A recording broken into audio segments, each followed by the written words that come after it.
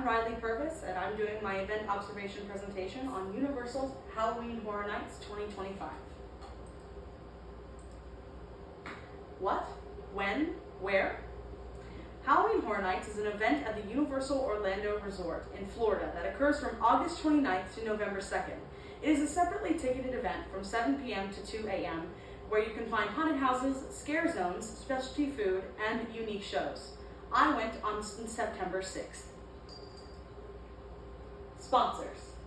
Halloween Horror Nights does not have any traditional sponsors, but rather partners with various intellectual properties to theme haunted houses and scare zones. Though not specifically for the event, Universal Orlando's corporate partners do have a role in the event, with certain food, drink, and merchandise. Visa, Coca-Cola, Frito-Lay, Quaker, Niagara, and Haagen-Dazs are their main sponsors. Stakeholders.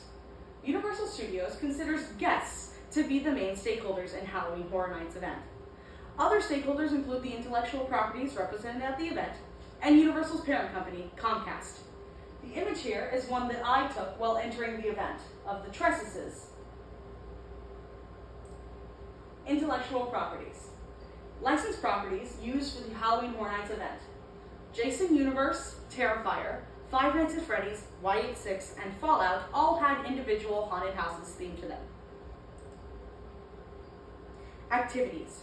At Halloween Horror Nights, you can find specialty dining, haunted houses, unique shows, and scare zones. Pictured here is the Huskus Muscle Man Slop, a specialty Sloppy Joe, the El Artista House Facade, a shot from the Circus of Decay stunt show, and the Mutations Toxic 20s Scare Zone promotional material. Purpose. The purpose of Halloween Horror Nights, from my observations, is to create an immersive, fun, and scary Halloween event for more mature audiences. It's recommended that you do not bring children under the age of 13. This is a shot from promotional material from Universal's website of people getting scared in a haunted house. And this is the bar, Want a Fanta, at the event. 21 and up. Memorable. This event was memorable to me because of the intricate sets, costumes, and audiovisual effects. The houses were extremely impressive and immersive, and visually stunning. The most impressive of the houses, in my opinion, were El Artista and Gulkin. The best costume designs were found in the scare zones, with the Masquerade Dance with Death being notable. Pictured here is my image from the event of the Halloween Horror Nights logo on a tower facade across the lake, and an image of the costumes for the Masquerade Scare Zone. Location. The location being in Universal Studios suits the event well. In Universal, there is ample space for temporary tents and multiple sound stages to contain houses. The scare zones were themed well, with the Cat Lady of Crooked Lane being down a wooded path and Toxic 20s on a themed street. The con of the location, however, is that some established theming doesn't exactly make sense. You're walking through Springfield, USA, you see tons of Simpsons characters, and suddenly there's a scary clown with a chainsaw chasing after you. It just feels a little out of place. This could be improved upon by allocating more unthemed space for the event. Pictured here, you see the Simpsons land, which theming persists throughout the horror event, the Universal Studios soundstage map, and the New York City street facade where Toxic 20s is held. Problems and how to improve. The main problems I noticed were crowding, flooding streets, and the price. I arrived at the park 2 hours prior to entry, expecting long lines and crowds, and I was stunned at the size of the crowd that early before admission. Hundreds of people crowded at the turnstiles, just waiting to be let in, and once the gates finally opened, it was almost a stampede. This event has poor traffic flow. Houses had over hour-long waits as soon as the event started, making it impossible to complete everything in one night. This could be improved upon by limiting the amount of tickets sold before the park reaches capacity to improve guest experience. Flooding. This is more of an issue for the theme park itself, but it negatively affected my experience the night I went.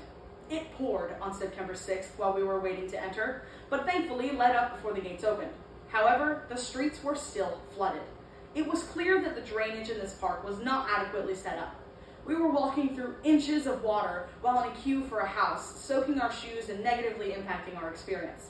is hard to improve upon, but ensuring that water drains are clean and clear will make a faster drain of the streets. And the price. It's an inevitable problem. Universal is, above all else, a company, and they want to make money.